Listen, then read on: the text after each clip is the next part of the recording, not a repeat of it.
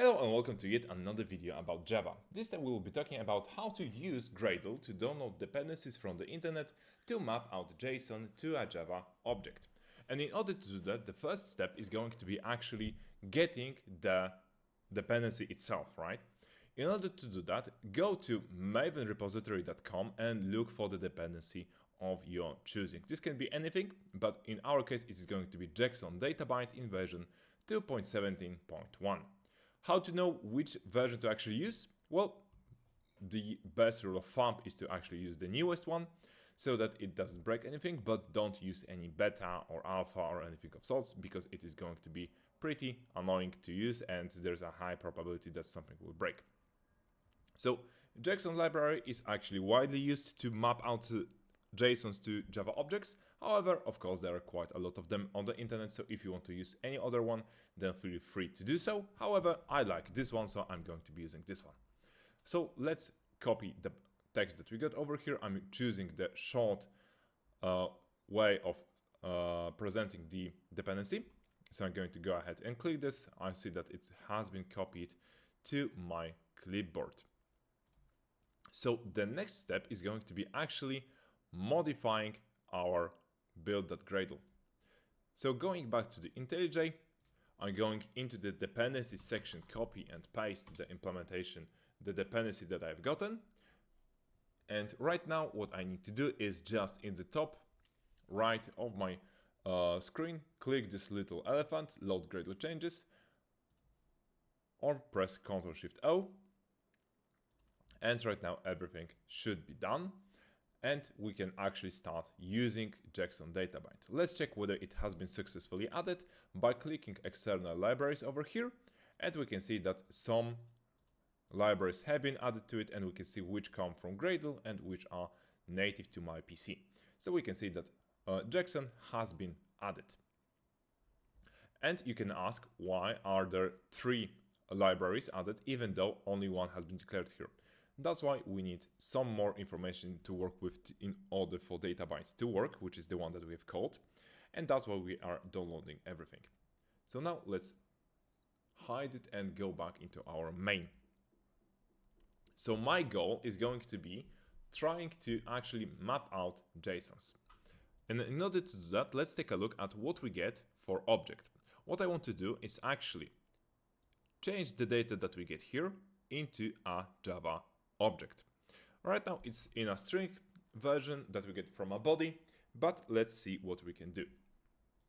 So in order to start mapping things out, we need to create an instance of an object mapper from the JSON library. This is the main tool that we're going to be using to first read the tree and download it, or rather not download it, but interpret it so that we can then go through it and start creating our Java objects. So it is going to be object mapper equals new object mapper.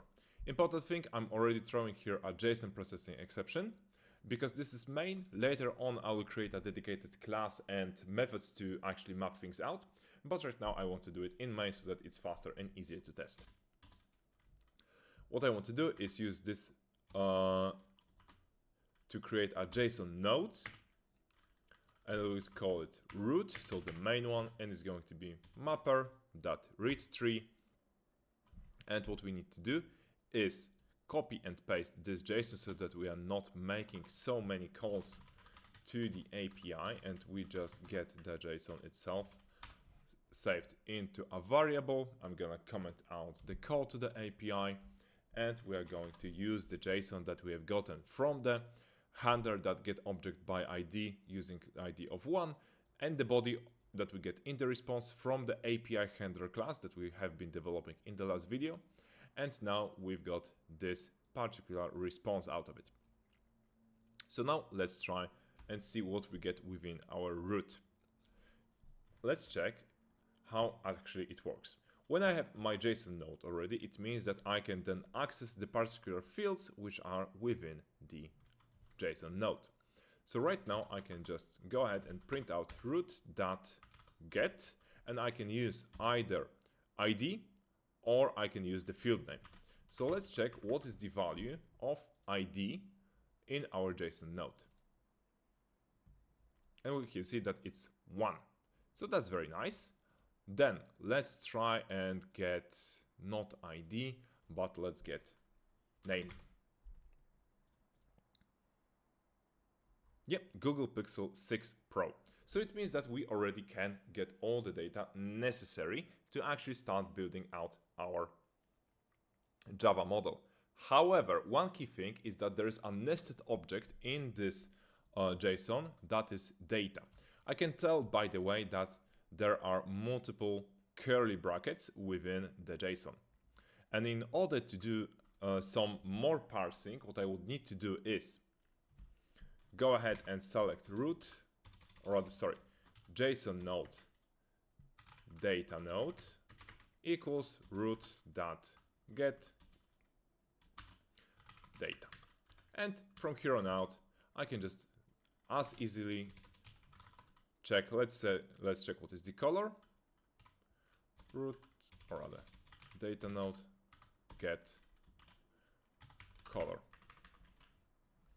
And here we'll have printed out color and the name. So yeah, we've got the cloudy white and the name of the product. So now I know that I will need a Java class with ID field, name field, then it will need to have a nested object from the class of data that has information about color and the capacity. Color, capacity, name are in strings. However, ID is a numerical form. However, from what I remember, this actually can get the value of a string, so I'm also going to be putting a string over there. So in order to start doing this, let's just create a new package with data model. And into this package, the first class that I will create is the data. And as I've said, it is going to be containing private string color and private string, let's see, capacity. Let's create getters and setters, and default constructor should be fine. Yeah, everything should be good. Now let's then go, or rather, no, maybe let's just create the constructor as well.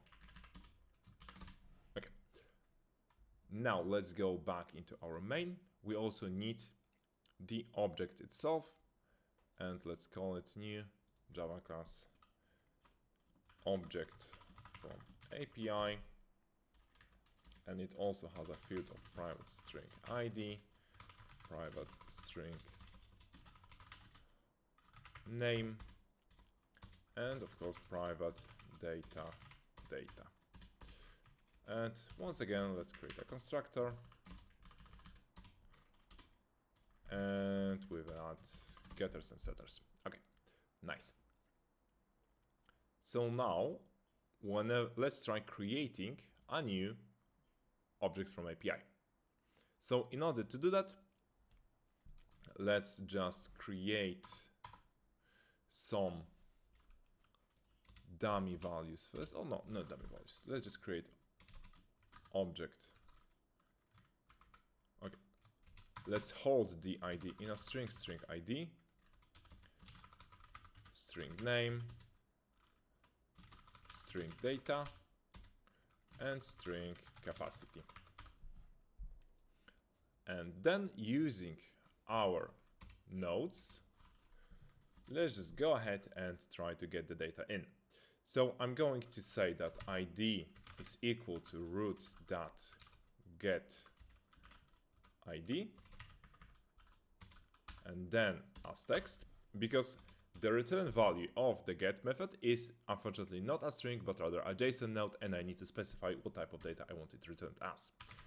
Name is going to be root.getName as text.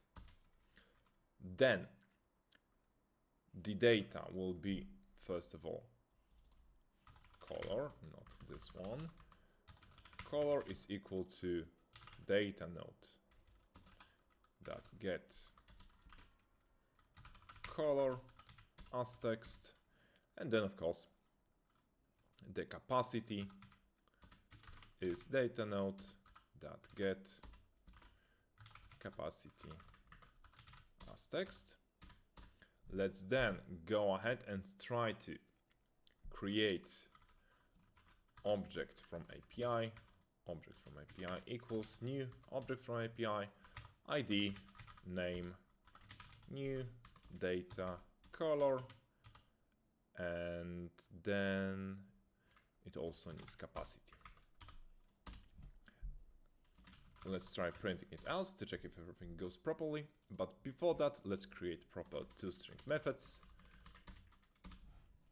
in our objects so that it is nice and readable for us. Okay, let's go ahead and run this code. And yeah, very nicely, we don't have any system out println, and as you can see, we have created an object from API that has all the information from the particular JSON that we have gotten. So what is left is to actually create a dedicated mapper and create a method for it. So let's create a new Java class, JSON mapper. And for this one, let's check what we have been using within our main. We're going to be needing an object mapper, some fields, some pooling, and we need a method that will return an object from API based on a JSON. So in order to do that, first of all, let's create private final object mapper equal new object mapper. And then we are going to be creating a public method that returns object from API, map single object from API, string JSON. And now what is left to do is actually just copy and paste quite a lot of the code from here and return the object from API. Or we can even go ahead and delete this and that and just put return over here. What is left is this particular part, so the read tree. So let's go ahead and surround it with try catch in case we have a JSON that is not fulfilling any information or rather is wrong. So that's one thing, and then we can also make it a bit prettier and make it so that we are not creating the data so fast, only assigning it so that it's working nicely. And okay, looks pretty clean to me. So let's test out our method. Let's delete all of this code. Okay, now delete this JSON as well. And let's use our handler to get data from the API. Let's also delete this because we are no longer throwing this exception. And let's use the data from our API to map out the things. So let's print out our, first we need to create our JSON mapper. JSON mapper equals new JSON mapper.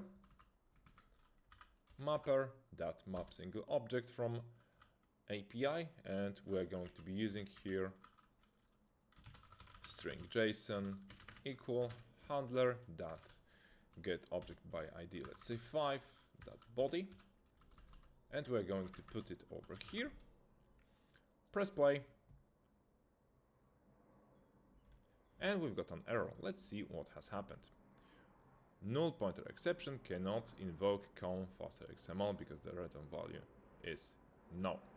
It has happened over here, and it seems like we didn't get capacity. So in order to check that, let's see what our JSON actually is.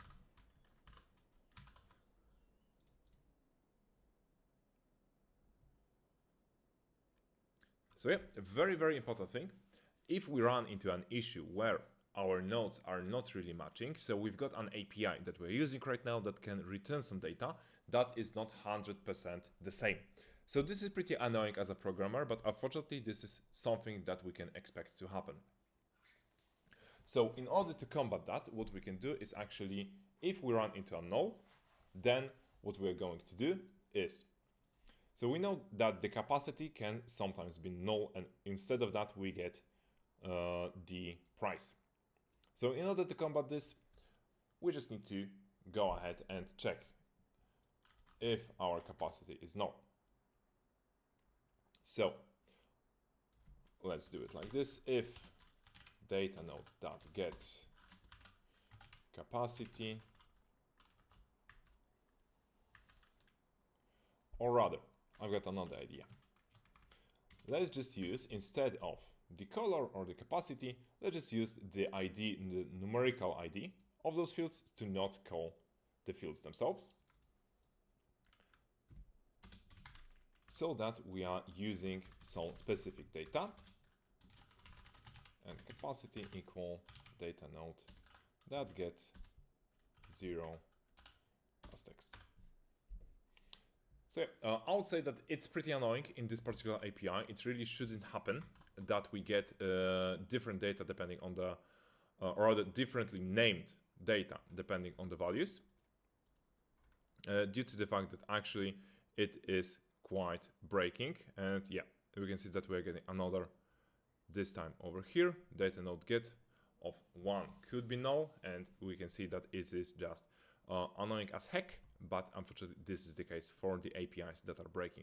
So if we just recall it to price, and here with the color, it should stop breaking. However, this is unfortunately something that could happen with APIs, especially REST APIs, but shouldn't in realistic manner, because all the fields should be either named properly or should be all returned. And what we see here is actually a bug that we have run into when trying to use API handler. However, with that being said, you already know how to map things out from JSONs to Java objects, and how to properly use outside libraries to write and use in your code. So with that being said, thank you very much for watching, and see you in the next video, where we're going to be talking about some tests.